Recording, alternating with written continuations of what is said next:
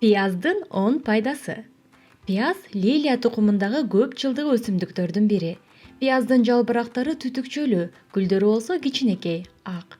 Пияздын формасы жалпак, тоголок, диаметри 15 сантиметрге жетет. Ал кызыл же сары кызгылт кабыктар менен капталган. Пияз тамактарды жагымдуу, жыпар жыттуу жана даамдуу кылат, оорулардан коргойт жана дарылайт. Азык заттардын, витаминдердин кампасын камтыйт жана күчтүү афродизиак деп эсептелет. Ал тамак жасоодо гана эмес, медицинада кеңири тараган. Күнүгө биз колдонгон пияз жөнүндө кеңири маалымат алгыңыз келеби? Анда биз менен бирге болуңуз. Биринчи, пияз ширеси. Пияздын ширеси табигый антибиотик болуп эсептелет жана организмди сууктан коргойт. Пияздын курамындагы фитонциддер ангинанын вирустары менен күрөшүп, дем алуу жолдорун бекемдейт. Бул өсүмдүктүн ширеси стрептококк бактерияларын, дизентерия, дифтерия жана кургак учуктун палочкаларын өлтүрөт. Сасык тумоону дарылоо жана алдын алуу үчүн күнүнө бир нече жолу кесилген пияз кесимин жыттаганыңыз жетиштүү. Витаминдин жетишсиздиги менен ооруган адамдар үчүн пияз абдан пайдалуу. Ал адамдын организминин С витаминине болгон муктаждыгын канааттандырып, андан тышкары иммунитетти көтөрүүгө жардам берет. Пияздын суусун мурунга тамчылатса, дем алуу органдарын тазалайт. Тумоо, жугуштуу ооруларды алдын алат. Ошондой эле пияздын суусун кулакка тамызса, кулактын ичиндеги кирлерди тазалап, андагы жаракаттарды айыктырат. Экинчи, пияз кабыгынын пайдасы. Пияз кабыгынын тундурмасы жүрөк кан тамыр оорусун алдын алып, ашказан ичегиге жагымдуу таасирин тийгизет. Ал эми пияздын кабыгын кайнатып ичсе, стресске каршы жакшы жардам берет. Пияз кабыгынын тундурмасы аллергияны айыктырууда көмөк көрсөтүп, организмди зыяндуу заттардан тазалайт. Таң каларлык болсо да, пияз кабыгы буттагы ооруксууну жана буттун кан тамырларынын кеңейип кетишинде жардам берет. Бетке чыккан безетки, бүдүр, майда жаралар адамды жүдөңкү көрсөтүп, бир топ эле кыйнайт эмеспи? Булардан кутулуу үчүн пияз кабыгын майдалап, аны вазелин же майлуу бет майга кошуп аралаштырыңыз. Күнүнө 2 жолу жара чыккан жерге куюңуз. Үчүнчү, боор жана ашказан оорулары үчүн. Бул өсүмдүк суук тийгенде жана жугуштуу ооруларды айыктырууда колдонулат.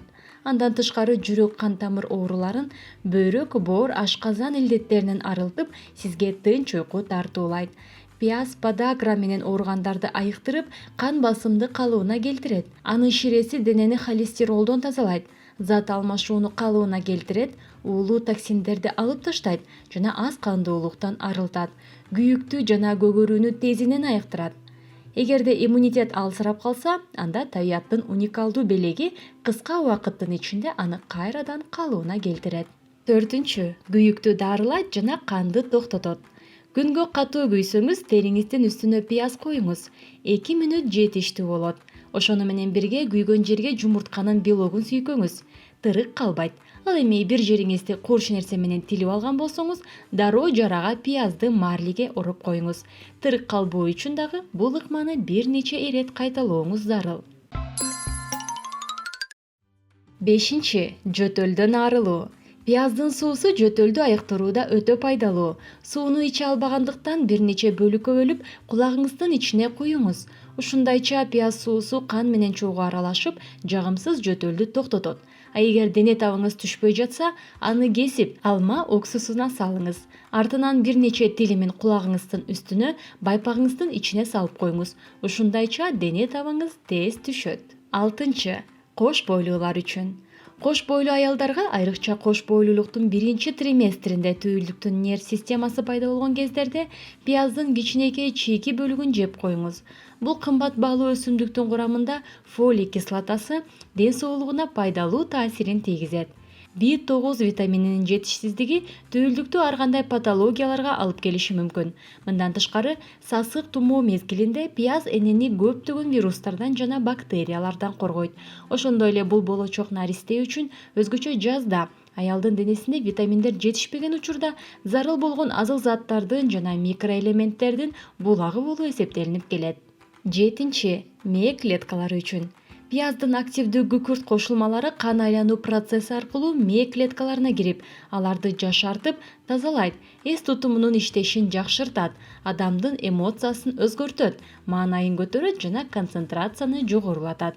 Ошондой эле француз окумуштуулары пиязды рак оорусунун келип чыгуу коркунучун азайтат деп ишенишет. Ошентип, пияз жети оорудан деген элдик макал илимий жактан тастыкталган. 8. Баш, кулак ооруганда. Башы менен кулагы ооруган адам бул оорулардын канчалык тозок экенин жакшы билишет. Убара тартпай жон гана пияздын кесиндисин кулагыңызга салып коюңуз. Ал суук тийүүдө натыйжалуу каражат болуп эсептелет. Эгерде сизди шакый кыжалат кылса, бул ыкманы уктаардын алдында да кайталаңыз. Пияз кулагыңызга салынган боюнча уктап калсаңыз деле болот. Жыйынтыгына ыраазы болосуз. 9. Косметологияда колдонулушу. Пияз сулуулук салондорунда кеңири колдонулат. Бул өсүмдүктүн негизинде кургак жана бузулган чачка маскалар жасалат. Анткени өсүмдүктүн курамындагы заттар алардын бекемделишине жана өсүшүнө жакшы таасирин тийгизет.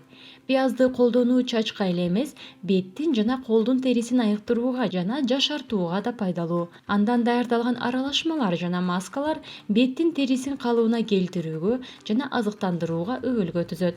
Беттин териси маска колдонгондон кийин жылмакай жана жибек болуп калат.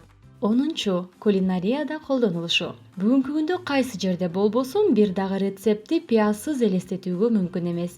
Чейки, куурулган, бышырылган калыбында татымал же өзүнчө тамак сыяктуу. Ал дүйнөнүн ар кайсы элдеринин ашканаларына кирип, тамак жасоонун өнүгүшүнө өзүнүн баа жеткис салымын кошкон. Пияз өзү жана анын жашыл жалбырактары да ар түрдүү тамак аштарды жасоодо колдонулуп келет. Аны шорполорго, салаттарга, соустарга кошсоңуз болот. Пияздын пайдалуу касиеттери менен бирге зыяндуу жактары да бар. 1. Аны ичеги карын жана тамак сиңирүү органдары жабыркаган адамдар колдонбошу керек. Анткени пияз ашказан ширесинин кычкылдуулугун жогорулатат. Андыктан пияз гастрит жана язва оорулары менен жабыркагандарга сунушталбайт. 2.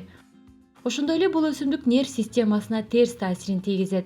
Натыйжада ал кан басымынын жогорулашына себеп болуп, астмага алып келиши мүмкүн. 3.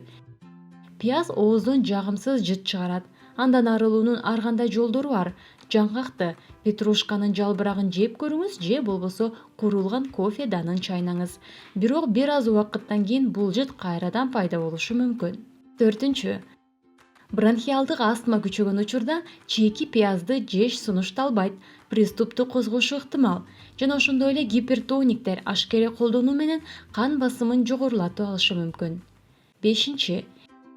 Эгер зат алмашуу процесстери бузулган болсо, пияз өсүмдүгү газдын пайда болушуна алып келет. Зат алмашуу процесстерин калыбына келтирерден мурун аны чийки калыбында колдонбой эле койгон жакшы. Пияз жөнүндө кызыктуу фактыларды билгиңиз келсе, анда биз менен бирге болуңуз. Сиз пиязда алма жана алмурутка караганда көбүрөөк шекер бар экендигин билдиңиз беле? Таң калбаңыз, бирок бул туура. Буга кошумча пияз мыкты май күйгүзүүчү болуп саналат. Ал тургай атайын пияз диетасы бар. Анын учурунда күн сайын пияз шорпосун ичүү сунушталат. Чындыгында пияздын мекени дагы эле белгисиз.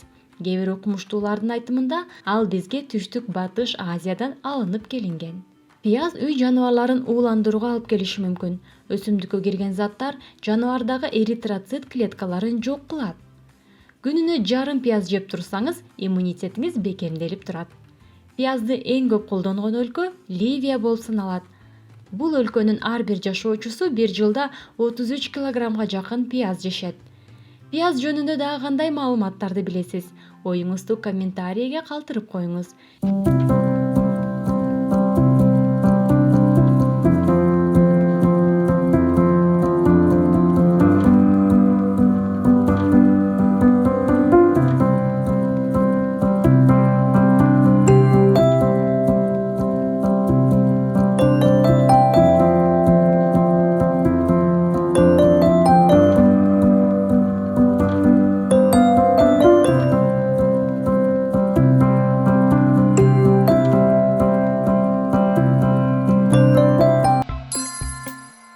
Видео жакса лайк басып, биздин каналга жазылууну унутпаңыз. Сак саламатта калыңыз.